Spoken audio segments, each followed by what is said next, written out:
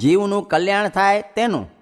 સ્વામિનારાયણ હરે સંવત 1882ના પોષ સુધી એકાદશીને દિવસ સ્વામી શ્રી સહજાનંદજી મહારાજ શ્રી વરતાલ મધ્યે શ્રી લક્ષ્મીનારાયણના દરબારમાં લીમડાના વૃક્ષ હેઠે પાટ ઉપર ગાદી તકિયા નંખાવીને વિરાજમાન હતા અને અંગને વિશે સર્વ શ્વેત વસ્ત્ર ધારણ કર્યા હતા અને પોતાના મુખારવિંદની આગળ મુનિ તથા દેશ દેશના હરિભક્તની સભા ભરાઈને બેઠી હતી.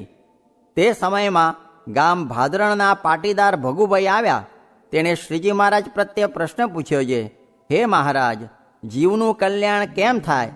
પછી શ્રીજી મહારાજે કહ્યું છે, આ પૃથ્વીને વિશે રાજારૂપ ને સાધુરૂપ એ બે પ્રકારે ભગવાનના અવતાર થાય છે. તેમાં રાજા રૂપે જ્યારે પૃથ્વી ઉપર પ્રકટ થાય ત્યારે તો તે 39 લક્ષણયુક્ત હોય અને જ્યારે સાધુ રૂપે પૃથ્વી ઉપર પ્રગટ થાય ત્યારે તો 30 પ્રકારને લક્ષણયુક્ત હોય અને જે રાજા રૂપે ભગવાન હોય તે તો 64 પ્રકારની કળાયુક્ત હોય તથા સામ દામ ભેદ દંડ એ 4 પ્રકારના જે ઉપાય તેણે યુક્ત હોય તથા શૃંગારાદિક જે નવરસ તેણે યુક્ત હોય. અને તે ભગવાન જ્યારે સાધુ રૂપે હોય ત્યારે એમાં એ લક્ષણ હોય નહીં. અને જે રાજા રૂપે ભગવાન હોય તેને જો આપતકાળ આવ્યો હોય તો મૃગયા કરીને પણ જીવે અને ચોર હોય તેને ગરદન પણ મારે અને ઘરમાં સ્ત્રીઓ પણ રાખે. અને સાધુ રૂપે ભગવાન હોય તે તો અતિશય અહિંસા પર વર્તે, તે લીલા તૃણને પણ તોડે નહીં અને કાષ્ટની તથા ચિત્રામણની સ્ત્રીનો પણ સ્પર્શ કરે નહીં. માટે સાધુરૂપ જે ભગવાનની મૂર્તિ ને રાજારૂપ જે ભગવાનની મૂર્તિ એ બેની રીત એક હોય નહીં. અને શ્રીમદ ભાગવતના પ્રથમ સ્કંદને વિશે પૃથ્વીને ધર્મના સંવાદે કરીને રાજારૂપ જે શ્રીકૃષ્ણાદિક ભગવાનના અવતાર તેના 39 લક્ષણ કહ્યા છે. અને એકાદશ સ્કંદને વિશે શ્રીકૃષ્ણ ભગવાન ને ઉદ્ધવના સંવાદે કરીને સાધુરૂપ જે દત્તાત્રેય કપિલા આદિક ભગવાનના અવતાર તેના 30 લક્ષણ કહ્યા છે. માટે જેને પોતાનું કલ્યાણ ઈચ્છવું તેને તે લક્ષણે કરીને તે ભગવાનને ઓળખીને તે ભગવાનને શરણે થવું અને તેનો દૃઢ વિશ્વાસ રાખવો ને તેની આજ્ઞામાં રહીને તેની ભક્તિ કરવી એ જ કલ્યાણનો ઉપાય છે. અને ભગવાન જ્યારે પૃથ્વીને વિશે પ્રત્યક્ષ ન હોય ત્યારે તે ભગવાનને મળેલા જે સાધુ તેનો આશ્રય કરો તો તે થકી પણ જીવનું કલ્યાણ થાય છે. અને જ્યારે એવા સાધુ પણ ન હોય ત્યારે ભગવાનની પ્રતિમાને વિશે દૃઢ પ્રતીતિ રાખવી ને સ્વધર્મમાં રહીને ભક્તિ કરવી તે થકી પણ જીવનું કલ્યાણ થાય છે. એતિ વચનામૃતમ. એવી રીતે વરતાલ પ્રકરણનું 10મું વચનામૃત જે તે થયું. આ કર્મક્ષેત્ર છે. ત્યાં એક ઉપવાસ કરે ને બદ્રિકાશ્રમમાં 100 ઉપવાસ કરે ને શ્વેતદ્વીપમાં 1000 ઉપવાસ કરે તે બરાબર થાય છે. ને આ ઘડી આ ફળ અને આ સાધુ કોટી કલ્પે પણ મળવા દુર્લભ છે, પણ મહિમા જણાતો નથી કેમ જે મનુષ્ય આકૃતિ છે. સ્વામિનારાયણ હરે સ્વામીએ વાત કરી જે આપણે તો 100 માણસને પાંખમાં લઈને ઉડી જઈએ એવા છીએ ને તે કરતાં આખા બ્રહ્માંડના જીવને લઈને ઉડી જઈએ એવા છીએ ને તે કરતાં અનંતકોટી બ્રહ્માંડને પણ લઈ જઈએ એવા છીએ, પણ એવું મનાય નહીં તે સાથી જે મનુષ્ય આકૃતિ છે.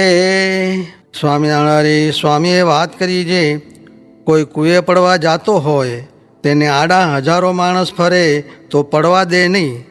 તેમ સત્પુરુષ ને સત્શાસ્ત્રના બહુ શબ્દ સાંભળ્યા હોય તો વિષય માર્ગથી રક્ષા કરે અને ગમે એવું અવળું માણસ હોય તેને પણ વશ કરીએ.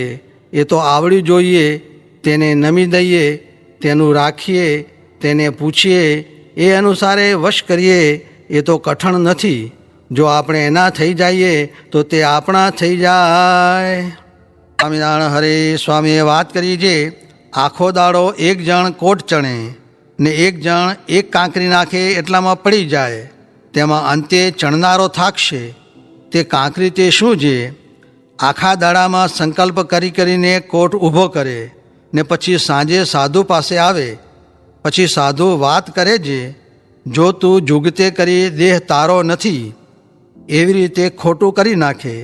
અને આ સાધુ તો હરેક રીતથી ઉપશમ કરાવીને વિષયને ભૂલાડી દે ને વિષય ભોગવવા હોય તો તેને પણ ભૂલાડી દે ને નહીં તો છેલ્લી બાકી ભક્તિ કરાવીને ઉપશમ કરાવે ને કાંઈ સાંભળવા દે નહીં. ને આ સાધુ તો અનેક પ્રકારથી એને ભ્રમરૂપ કરી દે તે એને ખબર પડે નહીં. જેમ અંગ્રેજના લોઢા છે તેને ખબર પડે નહીં ને અડતામાં જ કાપી નાખે, એમ જ્ઞાનીને અનંત લોચન છે.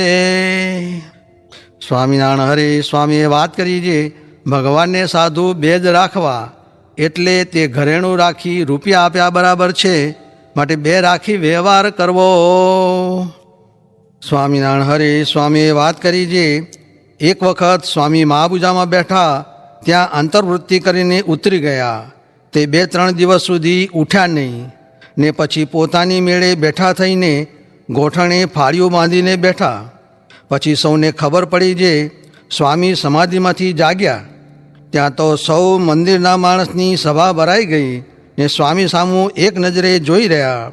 પછી સ્વામી બોલ્યા જે આમ જોઈ રહ્યા છો એમ ને એમ જો વૃત્તિ રહે તો કર્મ ગ્રંથિ, સંશય ગ્રંથિ, મમત્વ ગ્રંથિ, ઈચ્છા ગ્રંથિ, અહમ ગ્રંથિ આદિ સર્વે ગ્રંથિઓ ગળી જાય. સ્વામિનારાયણ હરે સ્વામીએ વાત કરી જે એક હરિજન પાસે સંતજન સોઈ સદા એક કીર્તન બોલાવીને કહ્યું છે આજના કીર્તનમાં તો 4 વેદ, ખટશાસ્ત્ર ને 18 પુરાણ આવી જાય છે, એવા ચમત્કારી છે.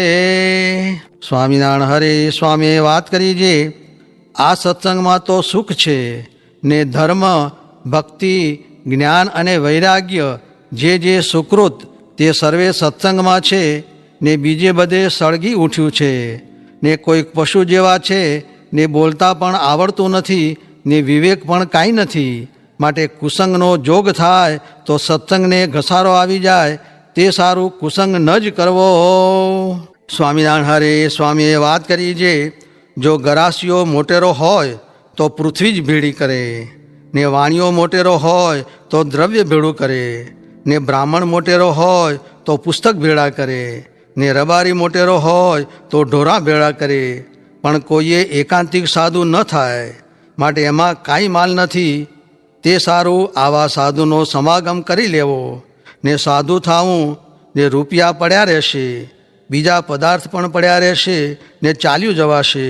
ને જે ભક્તિ કરે કે રાતમાં ધ્યાન કરે તે મનમાં જો એમ જાણે જે આ સર્વે ખાઈ ખાઈને સૂઈ રહ્યા છે ને હું એક કરું છું તો બધુંય બળી ગયું.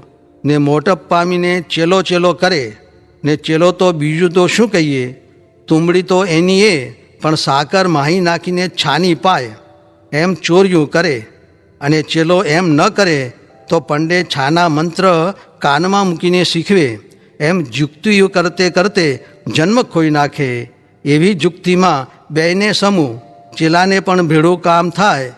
તે ઉપર છોટા છોટા શિષ્ય રાખશે રે એ બોલ્યા. સ્વામિનારાયણ હરે સ્વામીએ વાત કરી છે ભાદરવા સુધી 7મને દિવસે વાત કરી છે. મહારાજ તો બળબડતા ડામવાળા વચનામૃતમાં ને બીજે બધે સાધુ જ બતાવે છે.